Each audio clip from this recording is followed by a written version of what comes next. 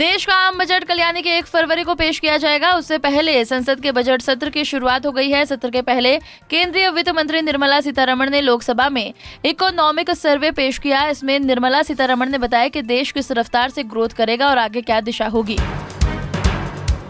संसद में पेश इकोनॉमिक सर्वे के मुताबिक साल 2023-24 की विकास दर 6.5% रहने का अनुमान जताया गया है। FY24 के नॉमिनल GDP ग्रोथ 11% रहने की संभावना है, जबकि देश की अर्थव्यवस्था 2023-24 में चालू वित्त वर्ष के 7% की तुलना में 6.5% की दर से बढ़ने का अनुमान है। वित्त मंत्री निर्मला सीतारमण ने कहा है कि दुनिया में भारत की अर्थव्यवस्था सबसे तेजी से बढ़ती रहेगी। बजट सत्र शुरू होने से पहले राष्ट्रपति द्रौपदी मुर्मू ने संसद को संबोधित किया। संसद के दोनों सदनों को संबोधित करते हुए राष्ट्रपति ने कहा कि आज दुनिया का नजरिया भारत को देखने का बदला है। आज भारत दुनिया की समस्याओं का समाधान करने का माध्यम बन रहा है। साथ ही राष्ट्रपति ने कहा कि आज देश में बिना डरे फैसले लेने वाली सरकार है। मेरी सरकार के लगभग 9 वर्षों में भारत के लोगों ने अनेक सकारात्मक परिवर्तन पहली बार देखे हैं। सबसे बड़ा परिवर्तन ये हुआ है कि आज हर भारतीय का आत्मविश्वास शीर्ष पर है और दुनिया का भारत को देखने का नजरिया बदला है। जो भारत कभी अपनी अधिकांश समस्याओं के समाधान के लिए दूसरों पर निर्भर था, वही आज दुनिया की समस्याओं के समाधान का माध्यम बन रहा है। जिस आधुनिक इंफ्रास्ट्रक्चर की हम कभी कामना करते थे, वो इन वर्षों में देश में बनना शुरू हुआ है। बजट पेश होने से पहले राष्ट्रपति ने संसद में अभिभाषण दिया, जिसके बाद बीजेपी ने अभिभाषण की जमकर तारीफ की। इसी कड़ी में यूपी के डिप्टी सीएम केशव प्रसाद मौर्य ने राष्ट्रपति के अभिभाषण की तारीफ की। उन्होंने कहा कि इस बार का बजट बेहद शानदार होगा, क्योंकि देश पीएम नेतृत्व में ऊपर की तरफ बढ़ रहा है।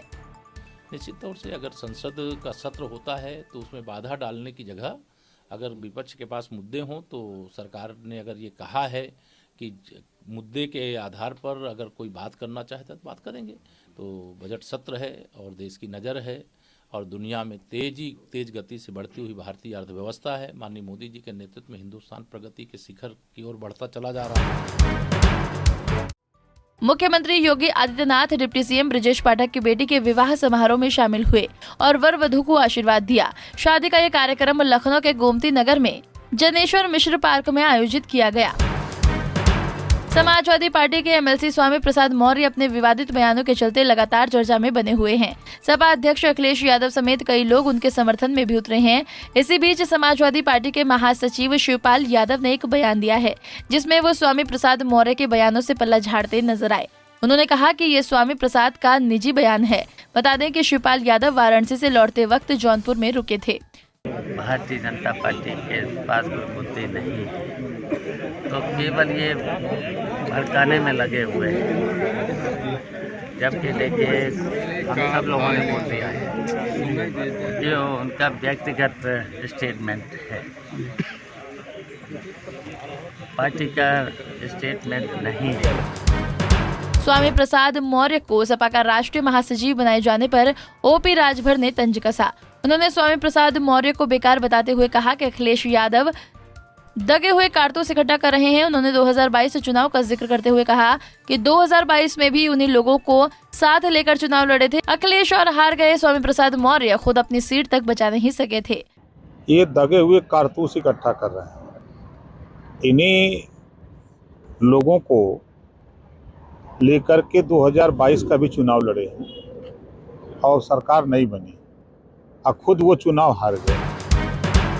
लखनऊ में सपा कार्यालय के बाहर एक पोस्टर लगाया गया है। पोस्टर में लिखा गया है कि गर्व से कहो हम शूद्र हैं। इस पोस्टर को अखिल भारतीय कुर्मी क्षत्रिय महासभा की ओर से लगाया गया है। पोस्टर पर संगठन के राष्ट्रीय महासचिव डॉक्टर शूद्र उत्तम प्रसाद सिंह पटेल का नाम लिखा गया है, जो सोशल मीडिया पर तेजी से वायरल हो रहा है। अरुणाचल प्रदेश के राज्यपाल बीडी मिश्रा भदोही पहुंचे, जहां उन्होंने कहा कि तिब्बत हमारे कलेजे का टुकड़ा है, वो हमेशा हमारे साथ रहेगा। वहीं उन्होंने कहा कि आज सेना में छोटे से लेकर बड़े अधिकारी देश के लिए जान देने का जज्बा रखते हैं। कहा कि मैं आपको आश्वस्त कर देना चाहता हूं कि हमारी सेना चीन सीमा तक जहां खड़ी है, हम एक कदम उस तरफ हैं, इस तरफ नहीं। यूपी बोर्ड की हाई स्कूल और इंटरमीडिएट परीक्षा में शामिल होने वाले छात्र छात्राओं को जल्द ही प्रवेश पत्र मिल जाएंगे। बोर्ड की तरफ से परीक्षार्थियों के प्रवेश पत्र भेजने की प्रक्रिया शुरू कर दी गई है। बता दें कि 3 दिन बाद बोर्ड की वेबसाइट पर भी प्रवेश पत्र अपलोड किया जाएगा। यहाँ से छात्र एडमिट कार्ड डाउनलोड कर सकते हैं। यूपी बोर्ड की परीक्षा को लेकर इस बार मऊ जिला प्रशासन सख्त हो गया है। इस बार बोर्ड की परीक्षा में गड़बड़ी करने वालों पर रसूखा लगाने की तैयारी चल रही है। कोई भी शख्स अगर परीक्षा में धांधली करता हुआ पकड़ा जाएगा तो उसके घर पर प्रशासन बुलडोजर चलाएगा। इस बात की जानकारी जिला विद्यालय निरीक्षक अशोक नाथ तिवारी ने दी है। बता दें कि 10 फरवरी से 10वीं और 12वीं की बोर्ड परीक्षा शुरू होगी। उत्तर प्रदेश में सरकारी बसों में सफर करने वालों के लिए बुरी खबर है। अब राज्य परिवहन विभाग की ओर से यूपी रोडवेज की बसों का किराया 25 पैसे प्रति किलोमीटर महंगा हो गया है। एक सप्ताह में बढ़े हुए किराए की दरें लागू हो सकती हैं। इसके साथ ही ऑटो और टेम्पो का किराया बढ़ाने की मांग को भी अनुमति दी गई है। राज्य परिवहन प्राधिकारी की सोमवार को हुई एक बैठक में रोडवेज बसों का किराया बढ़ाए जाने के प्रस्ताव को मंजूरी दी गई है। लखनऊ के इकाना स्टेडियम की खराब पिच को लेकर पिच क्यूरेटर पर बीसीसीआई ने कार्रवाई की। बीसीसीआई ने खराब पिच बनाने को लेकर स्थानीय पिच क्यूरेटर को हटा दिया है। बता दें कि भारत और न्यूजीलैंड के बीच इकाना स्टेडियम में दूसरे T20 मैच खेला गया था, जिसमें दोनों ही टीमों को 100 रन बनाने के लिए जूझना पड़ा था। इस पिच पर गेंदबाजों को खूब मदद मिली, जबकि दोनों ही टीमों के बल्लेबाज एक रन के लिए तरसते नजर आए। समाजवादी पार्टी के विधायक लकी यादव के करीबी युवक को अज्ञात बाइक सवार बदमाशों ने जौनपुर के चांदपुर बालू मंडी में दिन दहाड़े गोली मारकर घायल कर दिया, जिसे इलाज के लिए जिला अस्पताल से वाराणसी ट्रामा सेंटर रेफर कर दिया गया। पुलिस ने 3 नामजद और 1 अज्ञात के खिलाफ मुकदमा दर्ज किया है, जिसकी गिरफ्तारी के लिए लगातार दबिश दे रही है। पूर्व विधायक मुख्तार अंसारी और उनके करीबियों पर प्रशासन की कार्रवाई जारी है। मऊ के जिलाधिकारी अरुण कुमार ने मुख्तार अंसारी के करीबी हाजी रफीक अहमद उर्फ टाइगर और उसके रिश्तेदारों पर गैंगस्टर एक्ट के तहत कार्रवाई की गई। जिला प्रशासन के आदेश पर हाजी रफीक अहमद और उसके रिश्तेदारों की 2 करोड़ रुपए की अवैध संपत्ति कुर्क किया गया। ये कार्रवाई शहर कोतवाली के पठान टोल पर हुई। इस दौरान CO सिटी मजिस्ट्रेट और उप जिलाधिकारी दोनों मौजूद रहे। बिजनौर पुलिस अधिकारियों ने 2 कर्मचारियों सहित 4 आरोपियों को गिरफ्तार किया है। बताया जा रहा है कि नेशनल हाईवे पर MCD के अधिकारी बनकर आरोपियों ने सिगरेट से भरे ट्रक को कब्जे में लेकर चालक को बंधक बना दिया था। फिर मालिक से 20 लाख रुपए की डिमांड की थी।